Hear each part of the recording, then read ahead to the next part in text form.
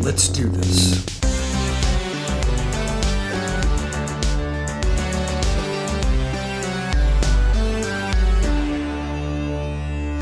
So The Last Jedi picks up right after the events of The Force Awakens. Rey is seeking out Luke Skywalker in hopes that he can train her and return to help save the Resistance. Meanwhile, the First Order is attempting to end the Resistance once and for all. And that's all I'm going to say about the plot and the setup, because this is a spoiler-free review, and I will be putting out a spoiler-full review on Sunday. With that said, The Last Jedi was good, but it left me with so many mixed feelings. Now, before I dive into my full thoughts, be sure to put your thoughts down below in the comment section. Tell me what you liked, what you hated about it, but avoid spoilers in the comment section on this particular video. Also, stick around to the end of this video to learn how you might be able to appear in one of my future videos using the Stardust app. With that said, let's start talking about the best things about this movie. The best thing about this film is it's a character-based film where each of the characters have a journey they're on of discovery, and there's a great performance backing that journey that they are on. This might be the best we've ever seen Mark Hamill in this role, and maybe ever in his entire acting career. Carrie Fisher gives another amazing performance that just has such sadness in the character as she's seeing the world around her, as she's fighting for hope. Once again, Daisy Ridley is charming as she's ever been, as all these characters seem to be pretty charming and likable in these roles. Rian Johnson brings possibly the most unique and distinct directorial style that we've seen in any Star Wars movie thus far, with the angles he uses, the look of it. And this is a gorgeous looking movie. The action is shot with wide angles so you can see what's happening in the lightsaber battles. There's little distinct things in our space battles and our land battles that just give them a unique look. And that's all Rian Johnson's action. And this is a movie that avoids the tendency of most sequels to just go bigger, better, bigger equals better. It doesn't do that. And while the stakes are more dire than ever and you feel the danger of everything happening, it's not because they're just making everything bigger. Whereas in previous Star Wars movies, planets explode, star systems are destroyed, there are Death Stars and Starkiller bases. This movie doesn't escalate stakes by just going bigger.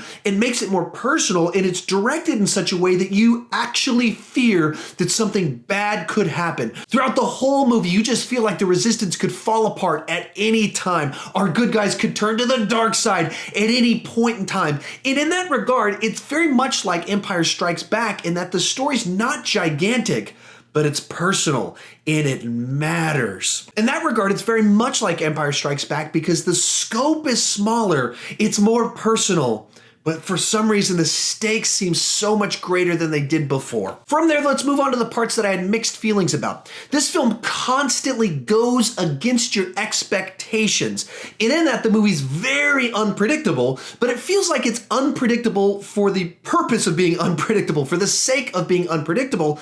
And in that regard, sometimes it feels hollow, like moments will happen where you think there's going to be substance to it, something really unpredictable happens, and you don't feel the emotional weight that you should feel there. The audience had a reaction like, oh, that was shocking, but you didn't feel substance to it. It just felt like they were actively trying to go against whatever you thought was going to happen or what could have happened just to make sure that the movie was unpredictable. And in that, I appreciated that it didn't play into what we expected or what we wanted, that it took twists and turns, but at the same time, they didn't pay off the way I felt like they should have. The film also plays a good bit of homage to The Empire Strikes Back and Return of the Jedi.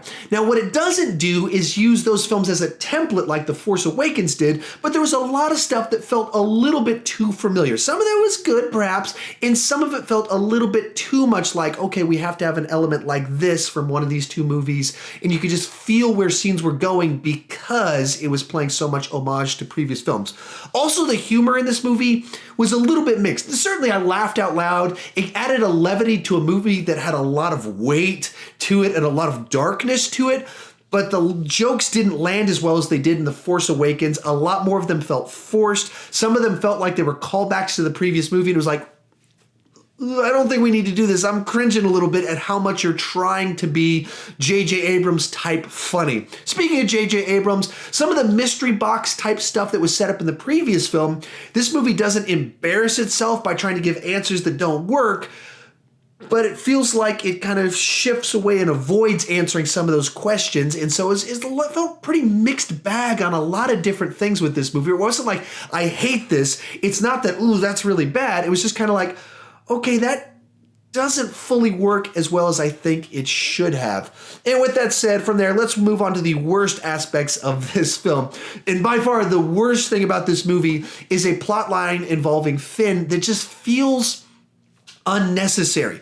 Now, in one sense, it is necessary because it kind of links together a few plot points in it, but you feel throughout the whole thing like, ooh, you could have found a much smoother way to do this without having this gigantic rabbit trail that's the least interesting thing about this movie. Like every time that we go off to cut away to this other adventure, you're thinking, man, I wish I was back with Luke and Rey. Man, I wish I was with Kylo Ren right now. And it's not interesting. Even the design of the world where things kind of take place and the characters there is some of the most bland stuff in any Star Wars movie ever. You're just like, wow, this feels so blah. And possibly because of this subplot, this movie is way too long for the type of story that's being told. I mean, the movie has a fairly straightforward narrative, and the movie's the longest Star Wars movie that's ever been put out, and that's because you've got a few too many subplots going on, and some of them are way too long and unnecessary for the type of movie that's being told here, and you feel that weight as the movie goes along. And since so much stuff is going on, it feels like the movie takes a long time to get started.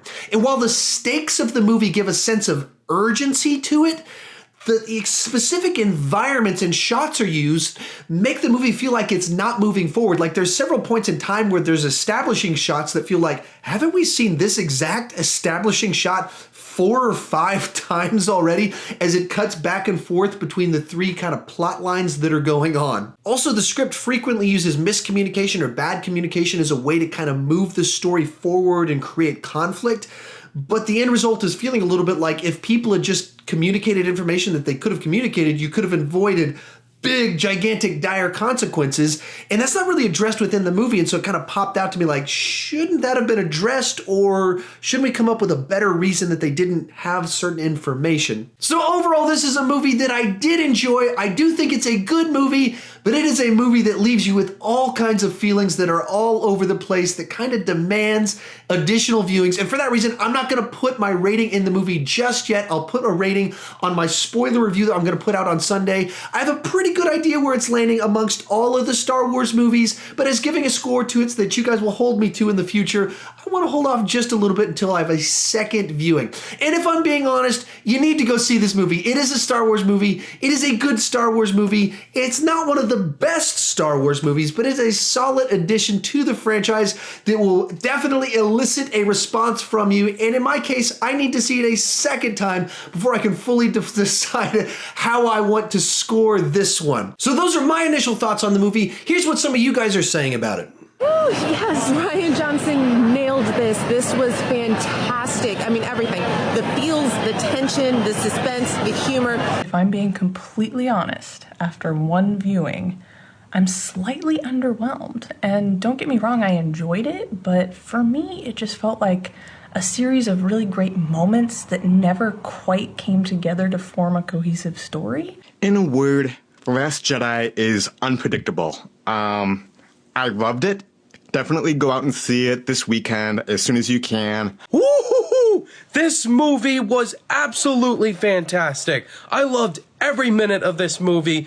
This movie went in completely different directions than what I was expecting. So there you have it, all kinds of mixed reactions to this movie. If you possibly want to appear in one of my future reviews or ranking videos, all you have to do is download the Stardust app. It's totally free. It's in the Apple and the Android store, and it's an app designed to just kind of record 30-second quick little review reactions to movies and TV shows. It's super easy to do. You just select the movie, click the button, film yourself, and you post it on your account. And if you want to appear in one of my videos, just tag me in your reaction. I'm going to be talking about all the Star Wars movies in just a couple days doing my ranking video. So if you want to possibly appear in that video, put up your reactions to all the different Star Wars movies. Tell me your favorite, your least favorite. It's super easy to do. And remember to Follow me on the app as soon as you download it. Use my link down below. Follow me and tag me in your reactions. And if you're new to my channel, please consider clicking that subscribe button. I do movie reviews, TV reviews, ranking videos. But the key thing is I don't want to just talk about movies. I want to talk about movies with you. So join me down in the comment section. Download the Stardust app so I can actually see what your pretty face looks like. And as always, thank you so much for watching.